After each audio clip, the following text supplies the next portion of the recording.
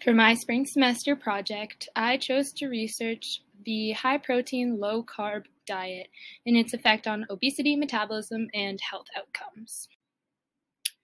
First, I would like to explain what the high-protein, low-carb diet is. The high-protein, low-carb diet consists of consuming fewer than 50 grams of carbohydrates per day and about 25 grams of protein per meal per day, especially about 40 minutes after a workout. The main goal of following this diet is to achieve ketosis, making it very similar to the ketogenic diet. It is a way to burn fat and gain muscle. Why practice the high-protein, low-carb diet, you might ask? Some pros of this diet are to treat type 2 diabetes, boost metabolism, reduce hunger levels, put the body in ketosis, reduce blood pressure, reduce blood glucose, and lower the risk of cardiovascular disease. All of these pros are a result of the diet promoting the loss of fat and the gain of muscle effectively and quickly. This is why a lot of athletes choose to follow this diet in order to boost their athleticism and make progress in the gym. Ketosis is the metabolic state of high ketone body count in blood and urine. Ketones are metabolized fatty acids. So they're fatty acids that were transformed into energy to use as a replacement for carbohydrates when the body isn't consuming enough carbohydrates to fuel itself. This is why the diet results in fat loss. The main question that I have focused on throughout this semester is whether or not a high-protein, low-carb diet is effective and healthy for a long-term weight loss. And I came to the conclusion that the answer is no. A high-protein, low-carb diet should be practiced only until the goal weight is achieved. And I will explain this further in the next slides. Here I will explain why this diet should be terminated or modified when the client meets their goal weight. One reason why is that cutting carbohydrates can also cut out some foods that contain valuable nutrients like fiber, B vitamins, and magnesium. Not consuming these nutrients can lead to complications like anemia and constipation. So a client that already struggles with these complications might think about avoiding the diet or taking supplements while they practice this diet.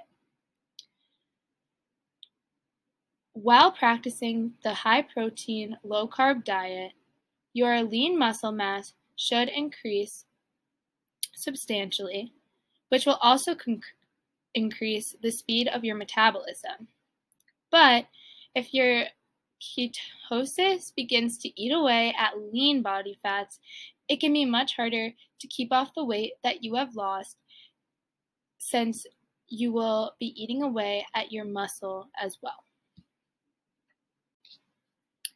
In order to avoid damaging your metabolism and overall health by staying on this diet for too long, you should pay attention to once you reach your goal weight and begin to add healthy carbohydrates and fats back into your diet, as well as continuing to maintain a good exercise schedule.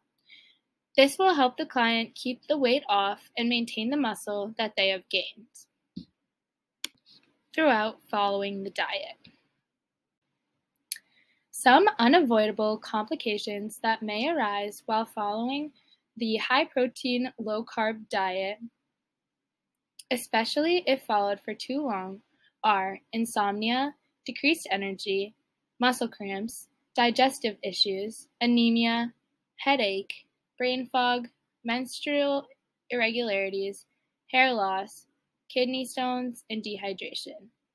Most of these side effects are a result of losing weight in general.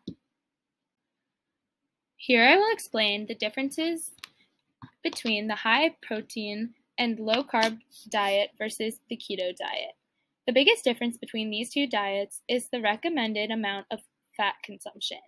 In the keto diet, they recommend the client consumes a high amount of fat along with a controlled amount of protein and a low amount of carbs. In the high protein, low carb diet, they recommend to consume a high amount of protein, a low amount of fat, and low carb. I personally support the high protein, low carb diet more so since the keto diet can easily cause yo-yo tendencies in the client, which will discourage them from sustaining a healthy diet after losing their weight and gaining the weight back very easily. Exercising and lifting weights is also extremely encouraged and emphasized in the high protein, low carb diet, which is very important in increasing muscle mass and ultimately metabolism, so that the client can keep the weight off even after stopping their strict diet. The only pro that I found keto might have over a low carb, high protein diet is that keto claims to improve mental activity. But in any diet where you are losing weight, your mental activity will be slowed since you may not be consuming as many nutrients as body needs. For my concluding thoughts, I would like to share my own experience, personal opinions, and recommendations on the high protein, low carb diet. My interest in the high protein, low carb diet, as well as weight loss in general, nutrition and dietetics, sparked in my junior year of high school. I was not happy with the way I looked or felt and turned to the internet in hopes to feel better. It took me about 9 months to lose about 20 pounds, but this was my goal based on my personal basal metabolic rate, height, and weight. I am a big advocate for this diet along with progressive weightlifting and controlled cardio. Since practicing this diet, I have been able to keep my body weight and body composition stagnant and healthy. I definitely experienced some negative factors while practicing this diet, such as seemingly poor gut health and loss of energy.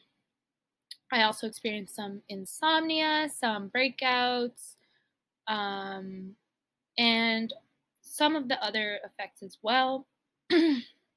But I believe that these side effects are going to be prominent in almost any weight loss diet that you might follow, since you're forcing your body into ketosis.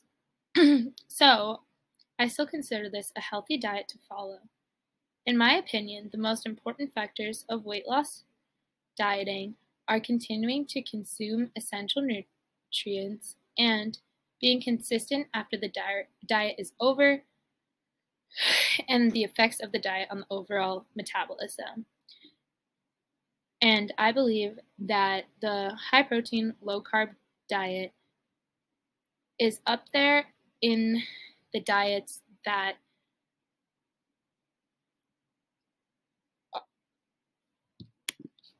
achieve this for the client. Thank you.